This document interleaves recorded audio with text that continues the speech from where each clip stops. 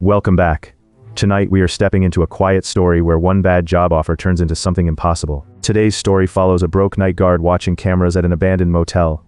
With one rule after 3 a.m. The scariest part is not that someone appears on the camera. It is that the camera may remember more than the person watching it. They had $12 left and half a tank of gas, so the ad did not feel like bait at first. It felt like food, rent, and one more day of breathing room, which is how the worst choices start sounding reasonable. Black Pines sat off a dead highway, swallowed by dark woods and a flickering broken sign. The narrator noticed the missing letter, felt the horror movie warning in it, and still drove closer because $300 was waiting. Gerald did not act like someone hiring help. He acted like someone passing off a burden. When he grabbed the narrator's wrist, his fingers were so cold that the warning felt less like advice, and more like a last chance. The security office was smaller than it should have been, a dusty room with one desk, a coffee machine, and 6 old monitors. Each screen showed a different piece of the motel, turning the empty building into something that felt watched from every angle. The parking lot, hallway, lobby, ice machine, and stairwell all looked old and damaged through the cameras. But room 16 was different. Its picture was clean, too clean, showing a bed and peeling floral wallpaper like the room wanted to be seen. Halfway through, ask yourself one thing.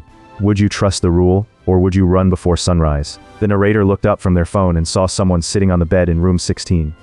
She did not pace, blink, or turn. She only sat there, still enough that the silence around her felt like part of the picture. The narrator grabbed the walkie-talkie and reported someone in room 16. Gerald went silent first, and that silence said almost as much as his warning. When his voice returned, it was thin, broken, and clear.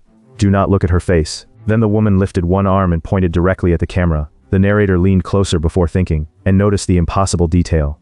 The camera in room 16 was mounted above her, looking down, but she was pointing straight forward, right through the screen. They turned slowly toward the sound and found the door standing open. No footsteps waited outside, no figure leaned in. That made it worse because the empty doorway proved the lock had not protected them from whatever was already moving. It's Ariusus. The breathing came from under the desk, close enough to feel personal. The narrator jerked back so hard the chair slammed into the wall. And the sound stopped instantly. Under the flashlight, the only thing waiting was wood torn apart by thousands of scratches. Then every monitor shut off, and the office dropped into black. 3 knocks came from the door, calm and patient. A woman's voice waited outside, soft but layered with something underneath it, asking if the narrator could let her in. The screens no longer showed different rooms. They all showed the hallway outside the office, but not the same moment.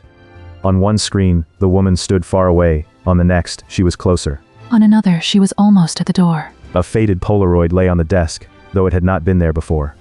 It showed the security office from the corner, and the narrator sitting at the desk in the same black hoodie. On the back, the message said this was their 3rd night. That was the thought that broke everything. If this was the 3rd night, what had happened on the first 2? Before the narrator could answer, the lights went out again, and from under the desk, a hand wrapped around their ankle. What makes this one work is the memory twist. The narrator is not just trapped in a haunted motel. They may have already been trapped there twice and forgotten both times. If the Polaroid was real, what do you think happened on the first 2 nights? Subscribe for more strange stories, and keep the lights on for the next one.